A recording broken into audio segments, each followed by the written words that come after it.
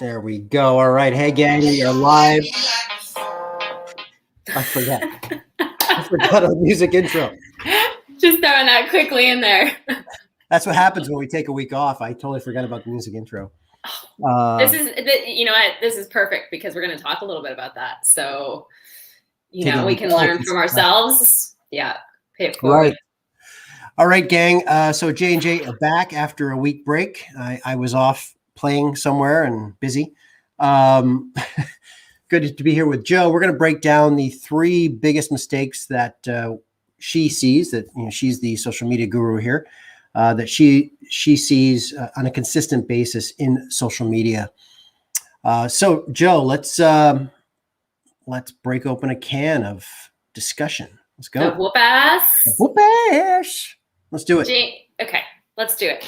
Guys, here is the frustration I see with people who are struggling to build their business online, and they're often focused in the wrong area, like things like algorithm or comparitis. Like, I don't know enough people. There's other people who are already doing what I'm doing. How am I going to stand out? Like all this stuff that's just noise in your head, right? Right. And they don't realize that it's not the algorithm. It's not what everybody else is doing or, competition. It's really coming down to the things that you have control over. So, I wanted to talk a little bit about this because this is a little bit of what James and I will be working on in our course, in our program, and we will touch on that briefly. But if you've watched us live before, we've got a course called Impact, a program called Impact, where you get one-on-one coaching with us, and you can learn more about that at johannahunt.ca/impact. But we're going to cover just a few of these, just so you can start to bring some awareness around to where you might be lacking in the social media world, or maybe where you can start to put your focus. So number 1 is inconsistency, okay? And this is usually coming from a lack of clarity, and it's coming from a lack of confidence that you're doing the right things, right? And you're messaging and whatnot. And so you're not taking consistent action because you're not sure if what you're doing is actually working, if it's actually moving the needle forward. And it's a little bit of a leap of faith in the beginning, because sometimes you don't know what can evolve from your business. I was visiting with a friend yesterday who mentioned to me, you have no idea the impact that your presence in social media has made for me in my life and my business. And that's not something that I could have predicted by me showing up and building a business. If I was just focused on making sales, selling product, I wouldn't be focused on the bigger picture, that impact that I want to make, right? And how I want to show up. And so, and the transformations I want to help people have. And you never know what direction your business and your brand can actually evolve into when you just start. So you need to be consistent. And there's a couple of areas that I see this inconsistency is. One, it's inconsistency in just when you're posting and how often you're posting, but it's also inconsistency in doing live video. Like if you do a live video every blue moon, you're not going to have any consistency. Maybe you should choose a day and a time where you do that video weekly. You want to choose 2 times in your day where you're going to be posting. If you're going to do stories, don't do stories randomly. Let people know what they can expect from you. Your messaging needs to be consistent, right? You can't be all over the place doing one thing here, one thing there. You should really have 5 pillars of focus for your messaging and how you help people solve their problems and the transformation you want them to have. And so it's consistency in the messaging, the showing up, the timing, the type of content that you're doing. And sometimes the inconsistency comes simply from people trying to be in too many places and master too many platforms, too many programs, too many things, right? They're getting distracted by these shiny objects. And so they're like, oh, well, now TikTok's out, so I need to do TikTok. So they're dabbling with TikTok, and then they're dabbling on Facebook, and they're dabbling on Instagram, and nobody knows what to expect. And if you want to have confidence and you want others to have confidence in you, you really got to get that consistency down and that foundation. That's the number 1 thing. It's whether you are on a diet, exercise, relationship, like there needs to be a consistent flow in what you're doing. So that is number 1. Do you want to add anything to that, James? Yeah, I do, Jo. Just, one of the other things too with inconsistency is people, a lot of clients we see have a limiting belief that social media takes too much time. Yeah, 100%. Right. And what you and I do, and what you've done really effectively, what we do in this program is, we create systems and efficiency. It's like anything else. You just have to dial it in and realize and create a success pathway for you to optimize your rhythm, to optimize your goals in terms of social. And there's templates, there's platforms, there's a lot of things that can really make you more efficient and save you time on social. So that is not an excuse at all. 100%. And I will touch on a couple of things. I'm going to actually be sharing this in my stories today, just a few tools that you can use to start building that consistency, right? And just reframe your mindset around how you need to be doing that work. I love that. Yeah. This idea that, I don't have enough time. We all have the same amount of time. Like, what do you need to shift around in order to create that time? Is your business important to you? Is this a hobby or a business for you? Because if you're not marketing your business, you're not getting in front of people. If you're not getting in front of people, you have a hobby that isn't making you any money, right? Nobody wants a hobby. I just feel like you just spoke from the summit of a mountain and just scribed that into some stone for some guy to tear down. Say that again. If you're not making money, it's a hobby. What was it? This stuff just like channels out of my brain. I can't repeat it. You got to go back and watch the replay. All right, watch the replay, gang. If you're not marketing your business, then you're not getting yourself in front of people. And if you're not getting yourself in front of people, you're not making any money. If you're not making any money, you've got a hobby, not a business. That'll be it, folks. That's the end of the show. Thank you. And let me tell you, I got a lot cheaper, less time-consuming hobbies that I could focus on if that was what I wanted to do, right? All right. What do you got for us? What's the second mistake? Number 2, positioning. And this is really big in my profession particularly. So maybe there's some areas you can find this in, but I do find, it's actually common. Like, one of the mistakes I see with positioning is that they're positioning themselves from a point of selling instead of a point of marketing. So what I mean by that is selling on the front end, like showing the house that's for sale if you're a realtor, showing the product that's for sale, rather than speaking to what to look for when you're buying a new home. What's the market look like right now? Is this a hot time to buy? Are interest rates low? Things like that. In network marketing, don't sell the product, sell the benefits of the product that you're offering, right? How is this weight loss product going to make me feel naked? How is it going to make me feel in my bikini? How is it going to make me feel when my partner looks at me in a different way and I feel attractive and I can show up with confidence? When I walk into a room, what am I going to feel like because I'm looking and feeling my best in my body, right? It's not about the scale. It's not about the weight loss or the product that you're selling. And it's also, does this product taste good? Is it convenient? Am I going to be throwing my money away? Like, really talking about what goes through somebody's mind. So that's one of the things with positioning.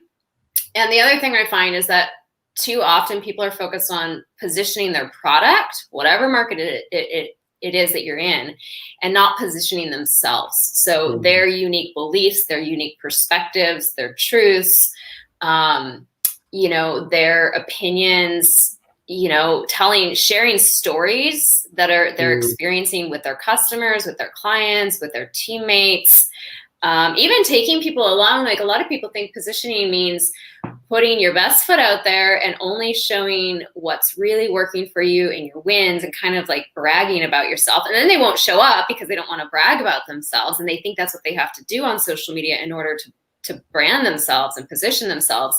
When really it's more like, take people on a journey, show them the before and the after, take them through what's happening in the background, take them through the product development. Like, people want to be involved in the process that you're going through. And that makes it more exciting because that's not how business used to be. But now it can be that way. They get to see you growing, your transformation. It inspires them. And so, often we think, big misconception, that perfectionism is what inspires, but it's your progress that you're making.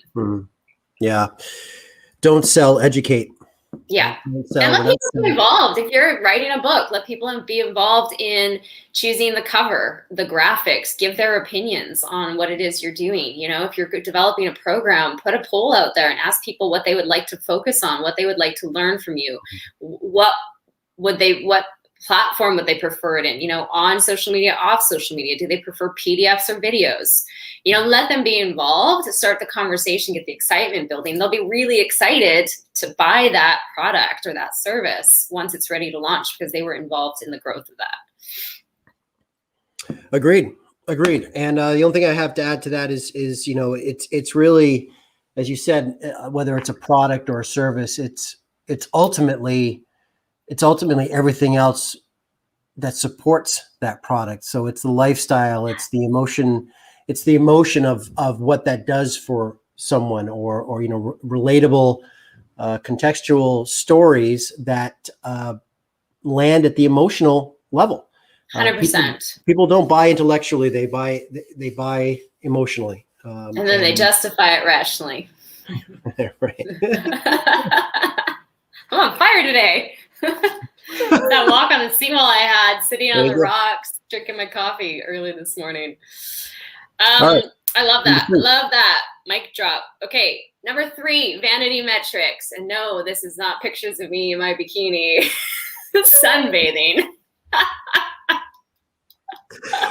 Just clarifying. Okay. Just to clarify, this has nothing to do with pretty dance videos or looking, you know, the selfies, which the girls and I decided we're going to call selfies alonies. Because that's actually what's happening. You're alone. You're taking an aloni. Pretty much. An aloni. I like that. An aloni. What's going on here?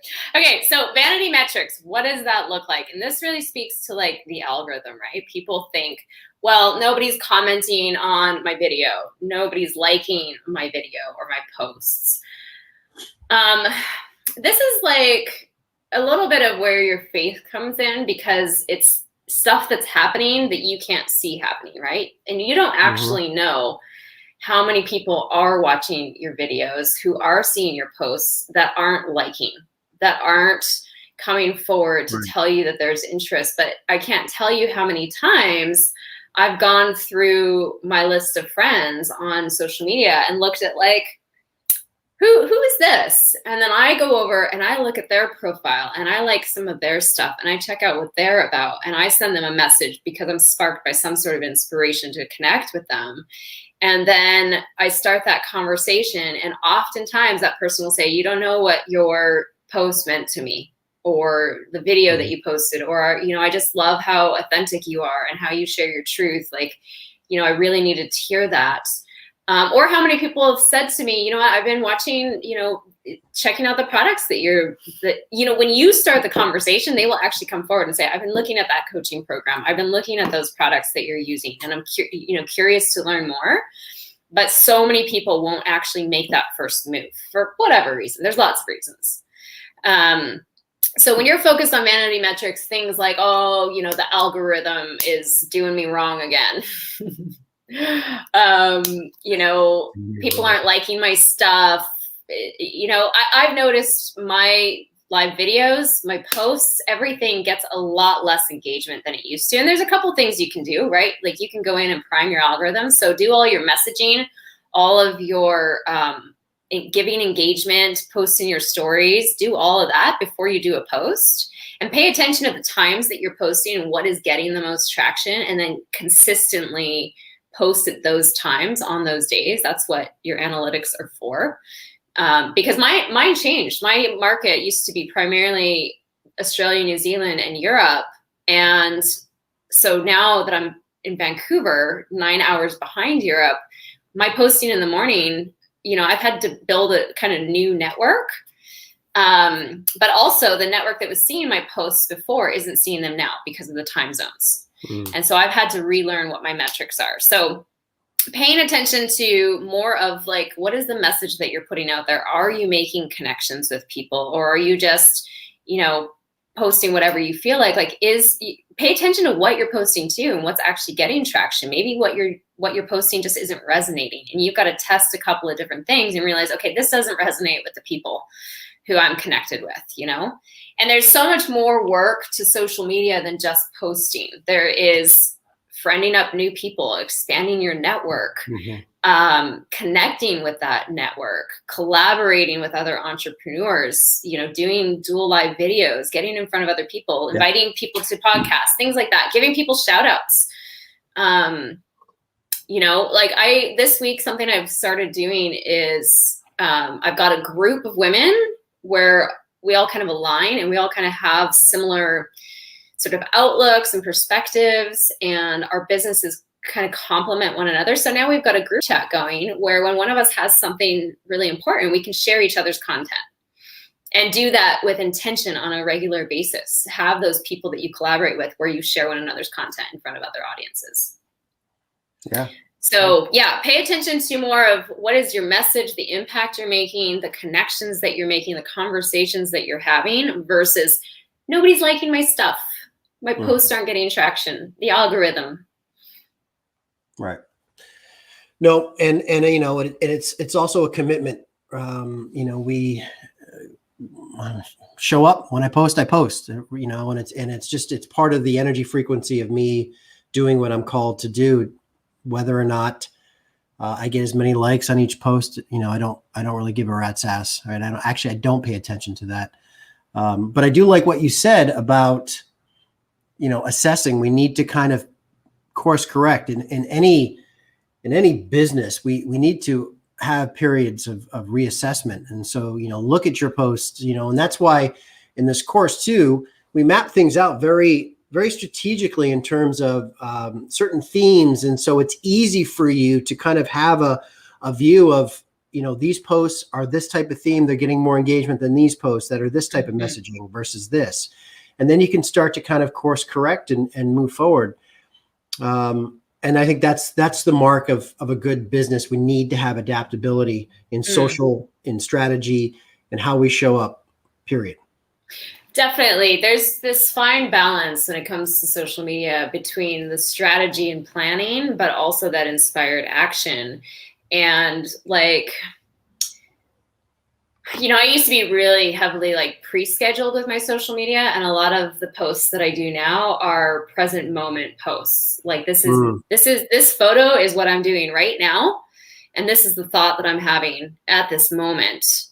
But you know, I do have intention, and so you know, I have a list of the types of posts. You know, I go through and I redo this as my brand grows, and I go through and I write down and brain dump all the different areas, because I do need to make sure that I'm, you know, showing gratitude for my customers and my team. I do need to make sure that I'm sharing and collaborating. I do need to be intentional about the topics that I focus on, but I don't necessarily need to pre-schedule that.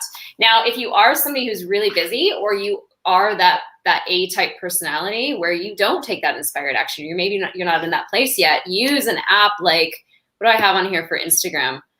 I'll be posting these in my stories later, but there's an app called Preview, and you can go in and take spend some time, go out for an hour and take a bunch of beautiful pictures out and about, and then, you know, come back and edit them, and then put them into Preview and see how they look nicely on your Instagram. And then you can decide what topic you're going to do. Just even if you don't pre-plan the actual content, you can put for this picture, I'm going to talk about gratitude. For this picture, I'm going to give a shout out. For this one, I'm going to talk about personal growth. For this one, I'm going to talk about high performance. For this one, I'm going to touch on social media or marketing, and go through your main pillars and your subtopics, and make sure that you do have that balance in your business. Not so that you're so scattered that people have no idea what you do, your messaging is all over the place, but so that you do have a couple of different topics that speak to your ideal audience. Great. Yeah. And then, you know what, at the end of the day, just show up. Show up. Fail forward, fall on your face a couple of times if you have to. Put yourself out there, push past the fear of doing something different, because You want a business, not a hobby. That's right. There it is. You want a business, not a hobby. So those are 3 common mistakes that we see in social media. Inconsistency, positioning, and vanity matrix. So metrics. So very good, Joe. Thank you for that. I know you got to run. I do have to run. Yes. You have to fly to North Van, do your thing. Yeah. Oh, you're welcome, Paula. Awesome. I'm glad you guys enjoyed that. If you have any questions, feel free to drop them in the comments. If you want to learn a little bit more about working with us, you can go to johannahunt.ca/impact and check out our coaching program, where you will get self-led courses plus personal one-on-one coaching with both of us as far as high performance and your social media strategy, and really like just having a fine-tuned action plan for moving your business forward and scaling your business and making a bigger impact. And you can just personally reach out to one of us too, touch base, learn a little bit more, say hello. Yeah. Like you said, right? Extending your network, right? So for those of you in Joe's network, friend me. Let's go. Let's get some engagement going, and vice versa. So awesome. Thanks, guys, for being here. Okay. See you next Wednesday. Bye. Bye.